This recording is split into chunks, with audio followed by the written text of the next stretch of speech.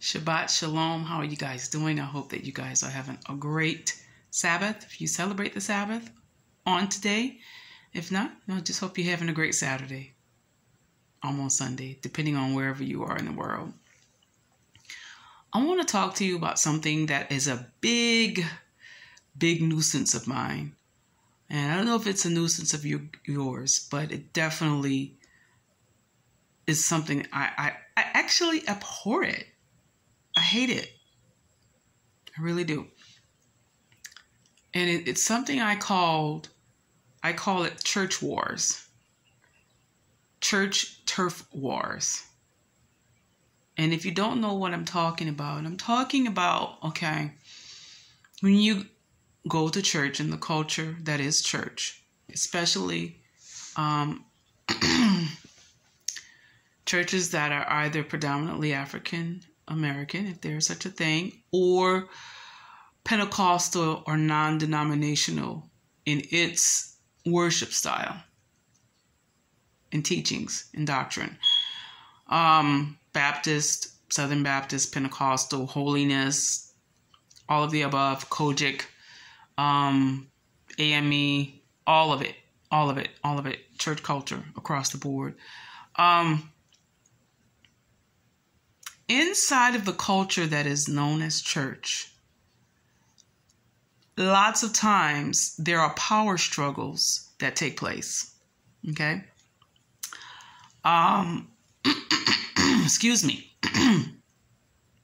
Could be power struggles amongst leadership, board of trustees, power struggles, competition amongst different boards of within the church culture, i.e. praise team versus the choir, board of trustees versus the ministerial alliance, or whatever, this family against that family.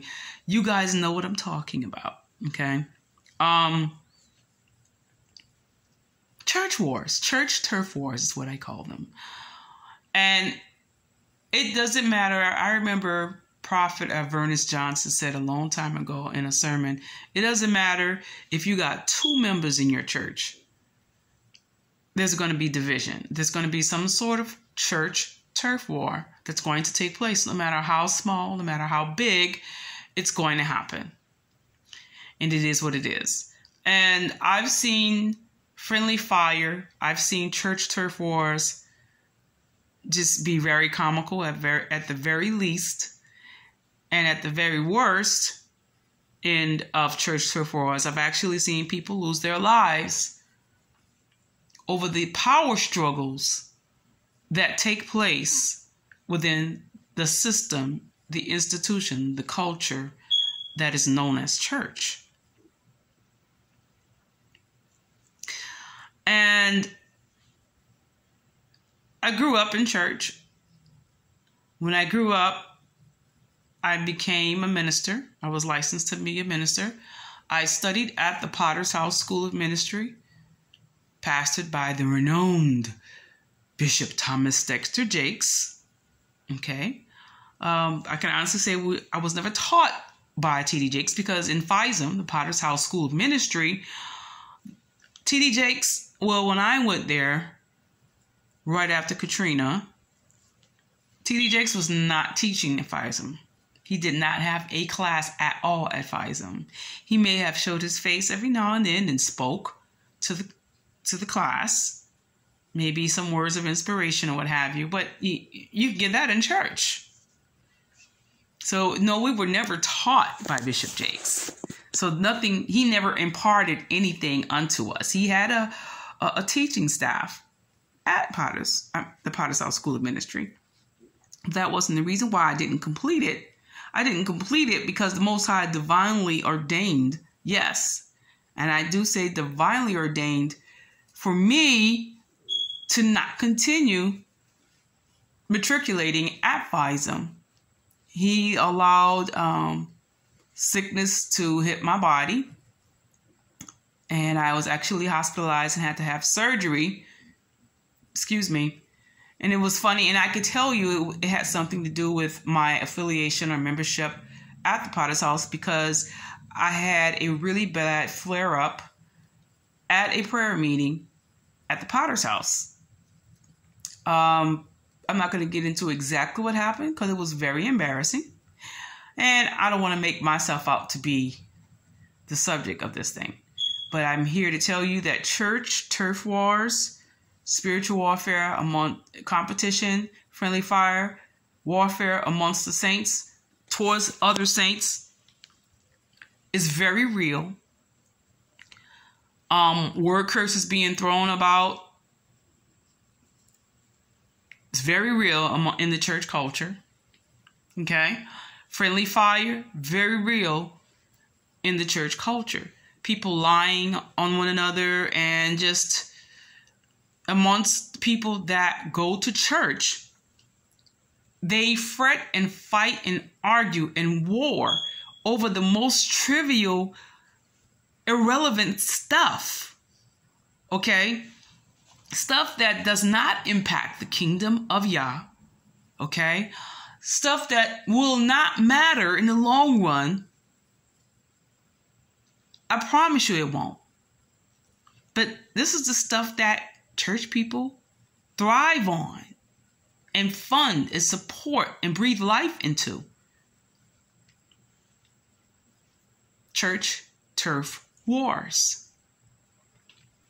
And it's the church turf wars and the internal civil war that is going on within the culture that is known as church that I don't miss. I don't miss it at all. People say, oh, you're just church hurt. Oh, you're just church hurt. That's why you don't go to church. That's just like throwing somebody out in the Ukraine, the so-called Ukrainian war, Ukrainian-Russian war. And they get wounded, a shot, they lose a limb, lose an eye, what have you. You take them to the hospital, you treat them, you give them meds so that they don't get infection or so that the infection goes away. And then you said, okay, now you can go right back out in the war. And the person said, heck no, I'm not going back out there. I don't have a leg. I don't have an arm. I'm missing one eye. I will not be able to look into the peephole of the gun and shoot it because my eye is gone. And the person turned around and say, "Oh, you're just war hurt. You need to go right back out there and prove to the world that you're still a soldier on the battlefield and you're not war hurt."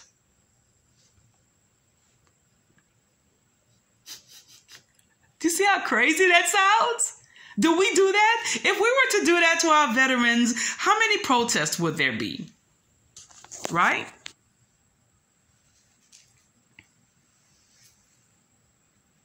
There would be no way that somebody who has been wounded to the point where they have lost a limb, they have lost something that they needed to be functional, something that they needed to do what it is that they normally do.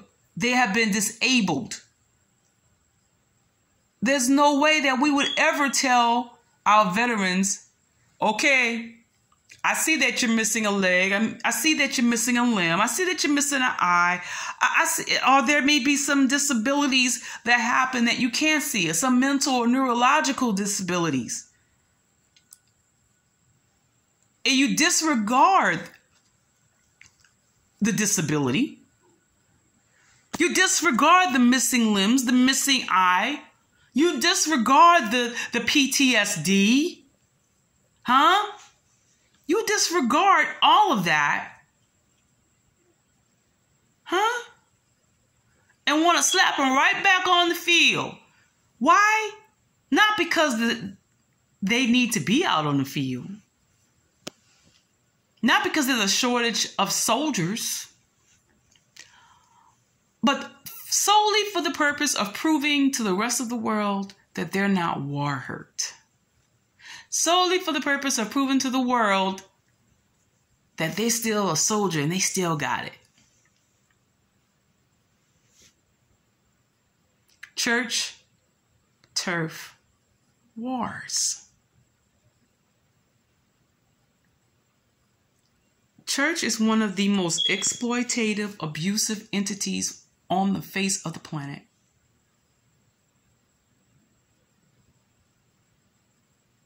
The culture that is church is the most abusive, exploitative culture there is. It is almost worse than slavery. The things that I see, I don't even go to church right now. And the things that I see that go on in church, how people in church do one another, how people in church throw off word curses to one another, how church people are fake with one another, how church folk shoot their own friendly fire, thinking that they're the enemy, but they're not. Because why? Because they have not been trained in the art of warfare. Huh? At least the people that who are in the military and that go to war, they receive some sort of training on how to operate the weapons before they are put on the battlefield.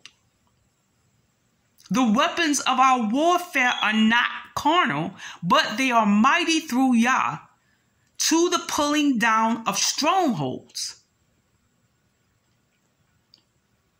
But nobody bothers to teach people. You learn warfare as you go. And if you hit a fellow soldier that's in your ranks, oh well. And if you say, hey, no, I'm not doing this anymore, you're church hurt. Why would someone who has been exploited and abused in the system and institution that is called church, why would they return to that? Especially if the abuse and the exploitation was traumatic. Why would somebody subject themselves willingly to that?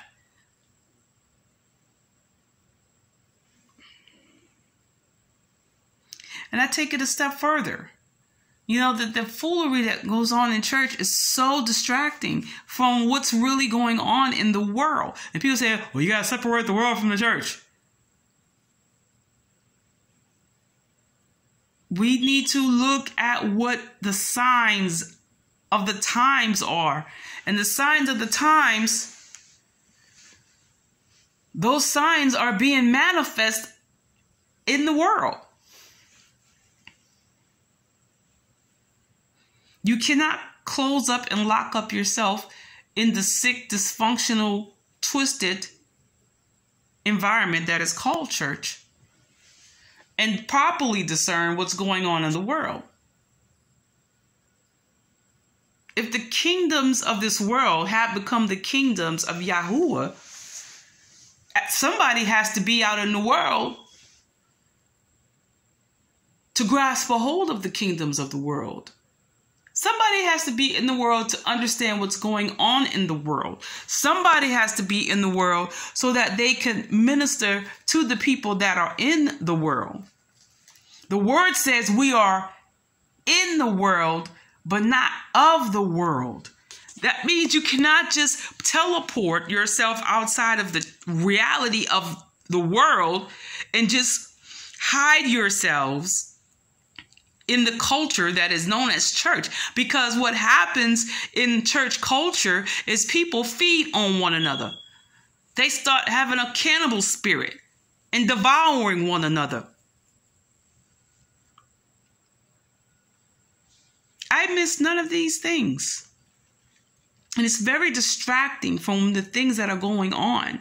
And especially for those who have a prophetic gift and those who are prophetic, we can't afford to be distracted about the foolery that's going on in church. Because the church is going to always be cannibalistic, devouring one another, biting one another. The church is always going to be exploitative and sick.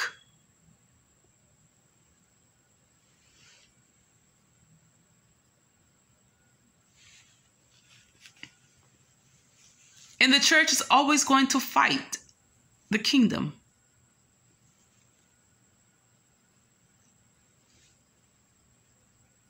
And it's sad to me because I've seen so many people go through so much unnecessary stuff in church.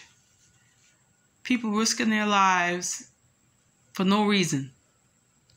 People laying down their lives for no reason. Except this is what's being taught in church.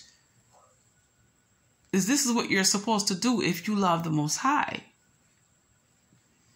Participate in the church turf wars. And it's very sad to me.